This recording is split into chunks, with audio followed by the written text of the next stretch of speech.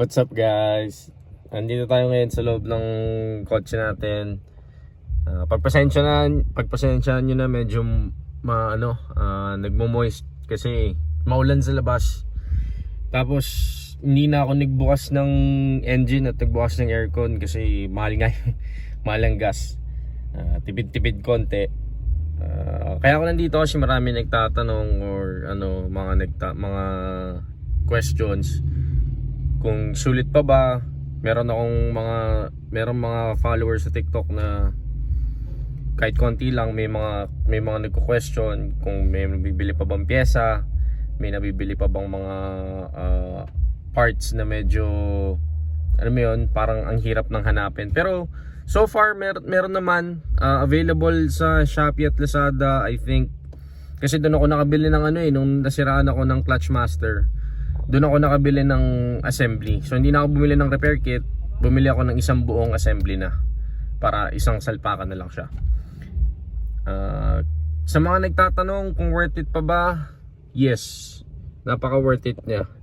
So hindi man siya ganun kaganda or katulin. Pero it gets you from point A to point B nang walang hassle. Although nagkaroon ako ng mga issue before with this car. Nasiraan ako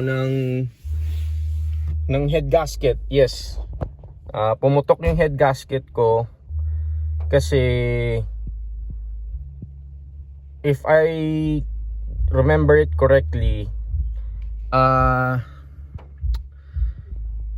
nag-overheat yata ako kasi yung auxiliary fan ko is hindi gumagana. Parang nagkaroon ng umido yung relay. So hindi siya gumagana.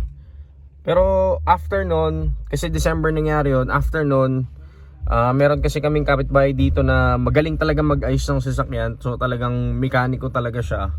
At naging kaibigan ko na rin. So shoutout nga pala kay Kuya Jun, napakagaling niyang mekaniko. Siya yung nag-handle nun, siya yung nag-repair nun. Hindi ko lang siya na-videohan before, pero alam ko na sa akin pa yung head gasket na nasira. Napakaliit lang na crack nun. Pero ang maganda dun, naiuwi ko siya at umaandar. Hindi tulad ng iba na bigla na lang talagang hindi naandar, nag-hydrolock. So far sa akin, hindi ganun yung nangyari. Nag-overheat yun nag-overheat.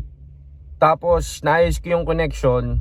Siguro mga ilang days or weeks or months after, tsaka lang siya pumutok. Tapos yun na namalya hanggang sa kala ko spark plugs. Nag-change ako ng spark plugs, wala pa rin nangyari. So yun, inuwi ko siya. Tapos the following day yata or the next day pa, tsaka pa lang namin siya napagawa. Nga, nakita namin yung head gasket is putok na. So mamaya pakita ko sa inyo. Alam ko nasa akin pa yung picture nun, or nasa akin pa yung pinaka head gasket na yun. So mamaya tignan ko dun sa storage ko. So kung tatanungin nyo ako worth it ba? Yes, napaka worth it. Bukod sa tipid sa gas, everyday gas namin dito from Cubao to Fairview. Fairview to Cubao.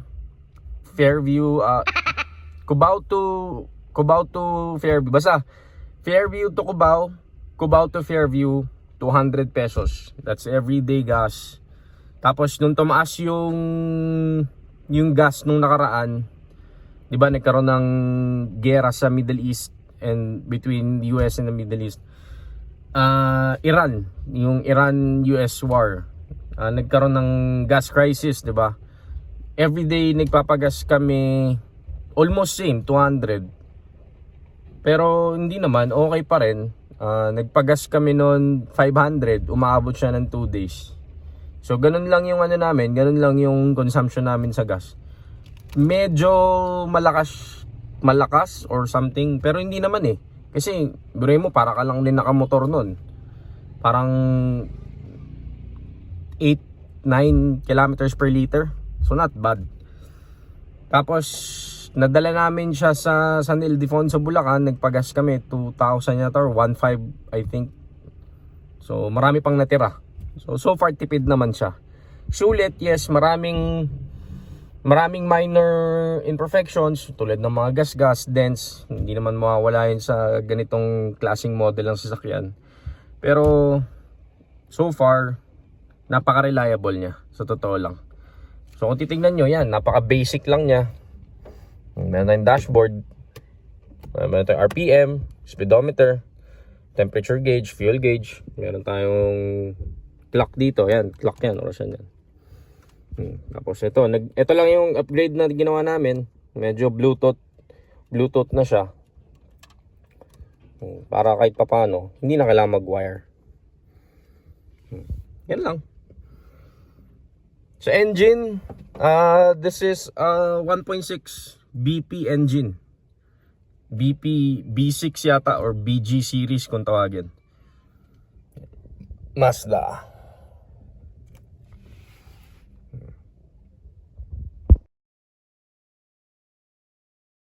So, medyo meron nga tayong problema ngayon dito kasi yung carb niya nag-overflow.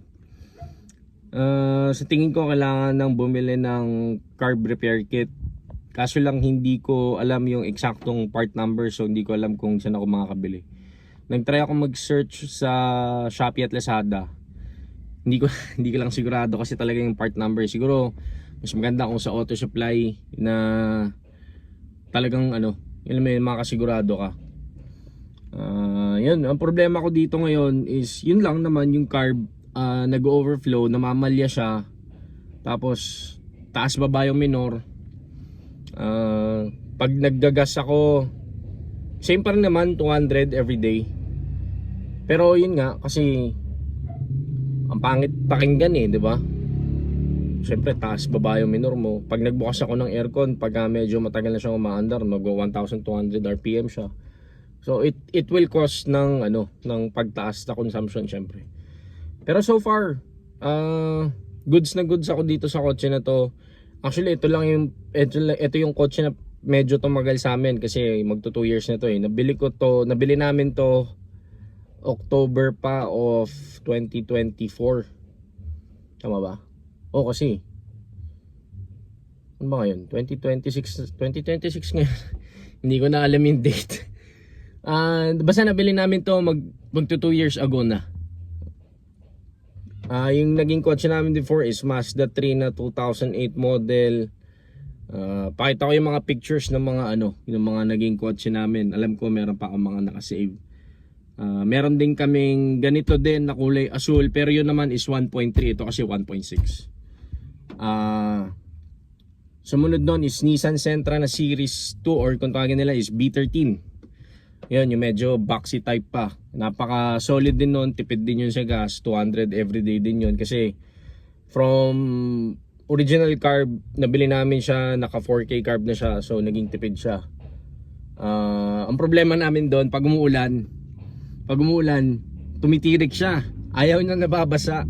Kasi alam ko sira na yung ignition coil. Napaka worth it, napaka sulit ng sasakyan.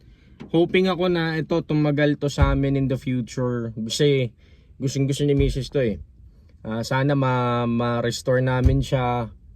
And sana kapag nakabili na kami ng kahit ibang sasakyan, nasa amin pa rin to kasi memorable na.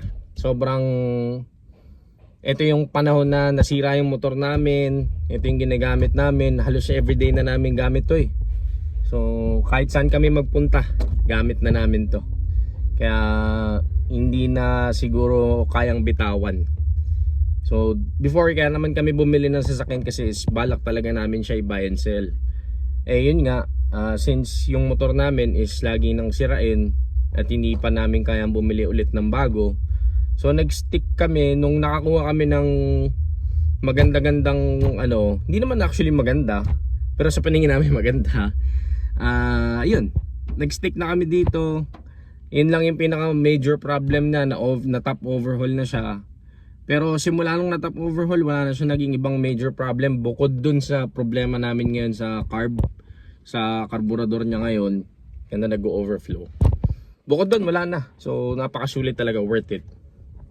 So yun lang guys. Kung may tanong kayo regarding sa parts, I believe so meron sa Shopee at Lazada at sa mga ibang auto supply. Pero kung mga ano naman, yung mga ibang parts na hindi na available, I think meron siyang kaparehas. I think sa Ford Laser yata. Hindi ko alam kung anong tawag dito sa Pilipinas eh. Ford Laser ba? Hindi, basta hindi ko alam. Alam ko Ford Ford Lynx, meron siyang kaparehas ng engine na sa mga parts din. So yun lang. Kung may tanong kayo, question lang kayo, comment kayo, baka kaya nating sagutin. Total, may kahit papano meron na tayong konting knowledge sa pag-aayos, sa pag-repair.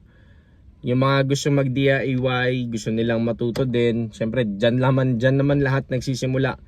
Pag bumili ka ng sasakyan, kailangan matuto ka. Pag natirikan ka sa daan, kailangan alam mo yung gagawin mo. So, yun lang. Bye-bye!